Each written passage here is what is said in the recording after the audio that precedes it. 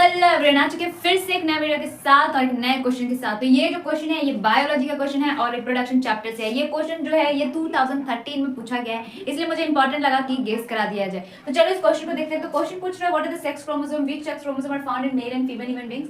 तुम चाहो तो क्वेश्चन को देख सकते हो, पढ़ सकते हो, कोई दिक्कत नहीं है। अब यहाँ पे क्वेश्चन जो है वो पूछ रहा है कि सेक्स क्रोमोसोम क्या होता है और मेल एंड फीमेल में क्या सेक्स क्रोमोसोम अलग अलग होते हैं, अगर अलग अलग होते हैं तो क्या होते हैं, और एक मेल चाइल्ड के लिए सेक्स क्रोमोसोम कौन सा सेक्स क्रोमोसोम रिस्पॉन्सिबल होता है। तो ये क्वेश्चन तुम्हें एक दिख रहा है पर इस क्वेश्चन में तुम्हें तीन तीन क्वेश्चन पूछा गया है। तो चलो इसका आंसर देखते हैं कि क्या होता है। अगर तुमने रिप्रोडक्शन चैप्टर पढ़ा है बढ़िया से तो तुम्हें इजीली मालूम होगा कि सेक्स क्रोमोसोम क्या होता है, मेल के अंदर क्या होता है, फीमेल के अंदर क्या होता है। तो चलो इसको देखते हैं इसका आंसर क्या हो सकता है।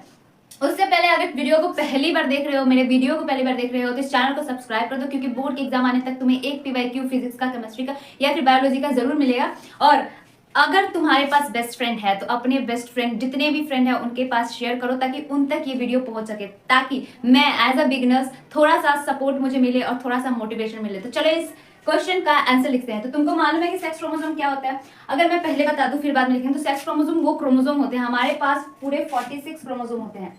अगर तुमने पढ़ा है, नहीं भी पढ़ा तो कोई दिक्कत नहीं है, तुम्हारे पास पूरे 46 क्रोमोसोम होते हैं, यानी 23 पेयर्स ऑफ क्रोमोसोम होता है। ठीक है, इस 23 पेयर्स ऑफ क्रोमोसोम में 22 पेयर्स जो होते हैं वो सेम होते हैं, सिमिलर होते हैं, लेकिन वन पेयर ऑफ क्रोमोसोम जो होता है वो अलग होता है। वन पेयर क्रोमोसोम बिल्कुल अलग हो जाता है। तो ये जो 22 पेयर्स ऑफ क्रोमोसोम है जो कि सेम होते हैं, इनको हम कह देते हैं ऑटोसोम्स, इनको कह देते हैं ऑटोसोम्स। और ये जो वन पेयर ऑफ क्रोमोसोम होता है इसको हम कहते हैं सेक्स क्रोमोसोम, इसको हम कहते हैं सेक्स क्रोमोसोम। ये जो वन पेयर ऑफ क्रोमोसोम है यही वन पेयर ऑफ क्रोमोसोम को सेक्स क्रोमोसोम होता है। और ये सेक्स क्रोमोसोम जो होता है ये क्या करता है कि कोई भी ह्यूमन बींग्स या फिर कोई भी चाइल्ड मेल है या फिर फीमेल है वो डिटरमाइन करता है सेक्स क्रोमोसोम। तो सेक्स क्रोमोसोम का फंक्शन अगर हम लिखे तो क्या लिख सकते हैं, determine the sex in a human beings और इन अ चाइल्ड और ह्यूमन बींग्स। तो पहले क्वेश्चन का आंसर यहाँ पे खत्म हो जाता है। सेक्स क्रोमोसोम क्या करते हैं, मेल है कोई बॉडी या फिर फीमेल है वो डिटरमाइन करता है हमारा सेक्स क्रोमोसोम। अब दूसरा क्वेश्चन पूछ रहा है कि मेल के अंदर और फीमेल के अंदर क्या होता है। तो मेल के अंदर जो सेक्स क्रोमोसोम होता है वो क्या होता है, एक्स और वाई होता है। मतलब ये जो वन पेयर है